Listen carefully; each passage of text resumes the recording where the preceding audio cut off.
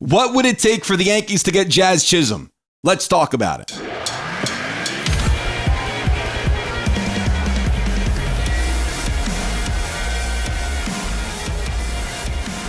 Hey guys, I hope you're having a wonderful day today. If you love the Yankees but you're not subscribed, be sure to subscribe, especially if you want to be kept up to date with the latest in New York Yankees news or just for plain old New York Yankees discussions. So, we're hearing in the news more and more about how Jazz Chisholm is available. Now we're hearing Seattle's interested in Jazz. We're hearing the Yankees are interested in Chisholm.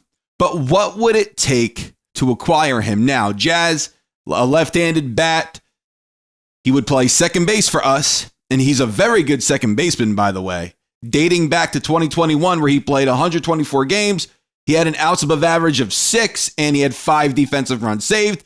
The following year, 22, played in 60 games over there at second base, but he had outs above average of 3 and had 2 defensive runs saved. He's a good second baseman and has a really good arm.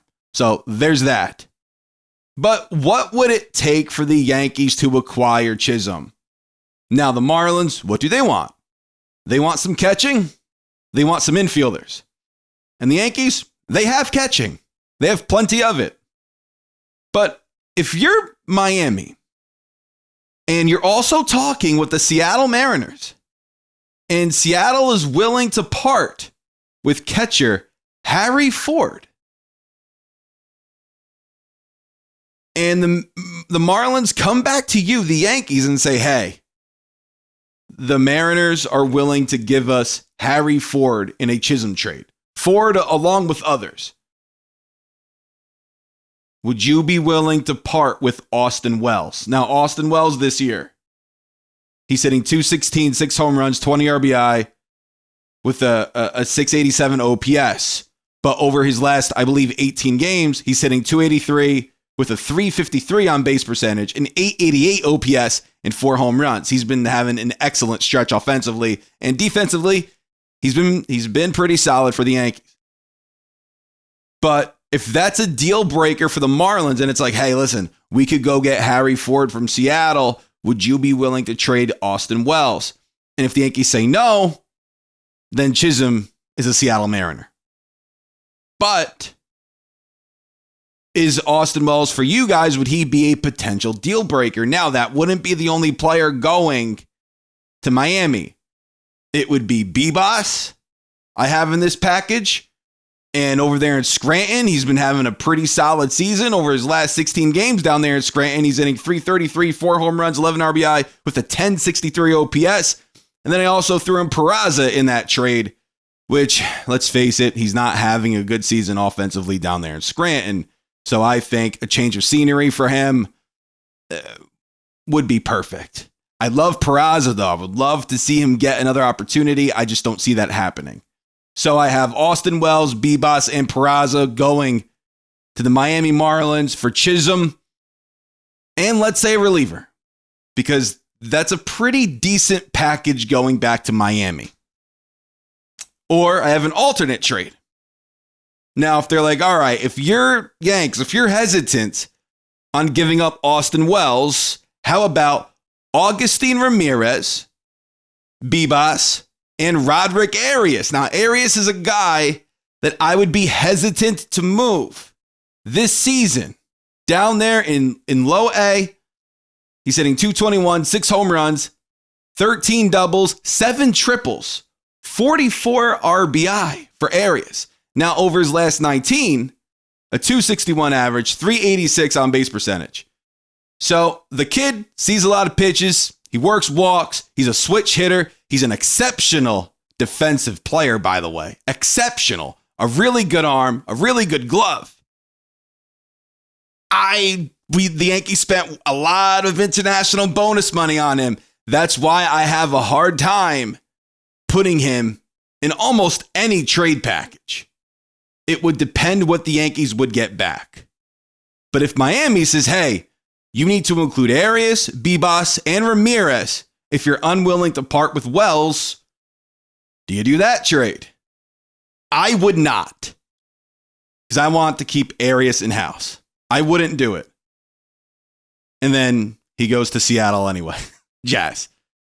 So Listen, I don't think Trevino gets it done.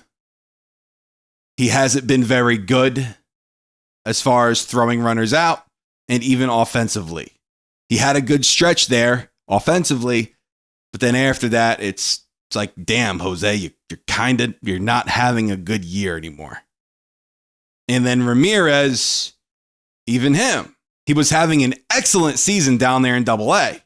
290 average, 16 home runs, 49 RBI with a 942 OPS. But this year down there at Scranton, he has a 178 average, 4 home runs, 12 RBI with a 663 OPS. So I don't think Trevino, Ramirez, and let's throw an infielder in there. I don't think that would get it done for Jazz. The Marlins rather are going to want a heftier package, I think anyway, for Chisholm. That's just my opinion though. Let me know what you guys think down in the comments. Would you guys be willing to move on from Arias if you had to, if that meant you were to acquire Jazz Chisholm? Now, Jazz, a 728 OPS, that's not great. You spent a lot of your international bonus money on Arias back in 2022, most of it. So are you really just going to trade him for Chisholm? I have a hard time doing that.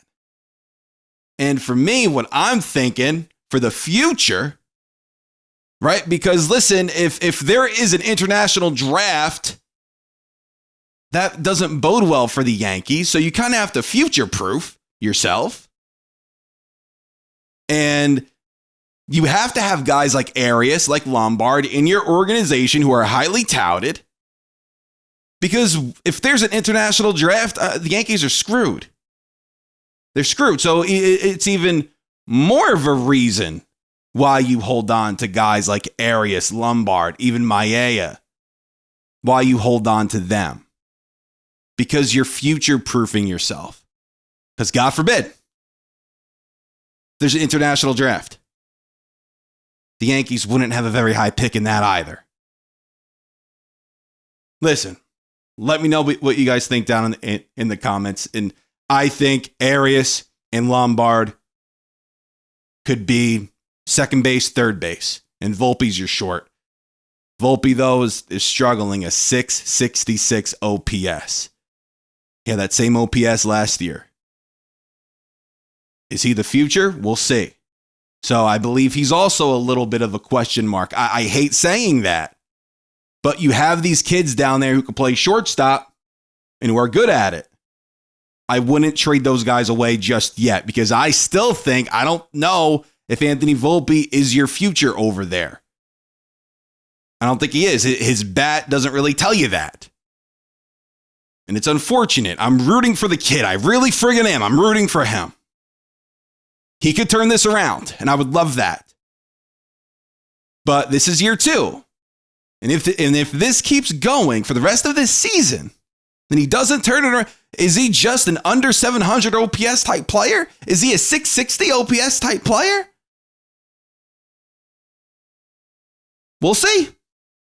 We'll see what happens. I'm praying that he turns it around, though. I really am. There's nothing more that I would love. I would love nothing more than for Anthony Volpe to just go out there and tear the cover off the baseball. I would love nothing more when it comes to the Yankees. Obviously, a World Series. But that's besides the point. So listen, you guys let me know what you think down in the comments. Thank you guys so much for watching. We have channel memberships in the description if that interests you. Jazz Chisholm. Would you want him? And number 2, what kind of a package would you trade away for Chisholm?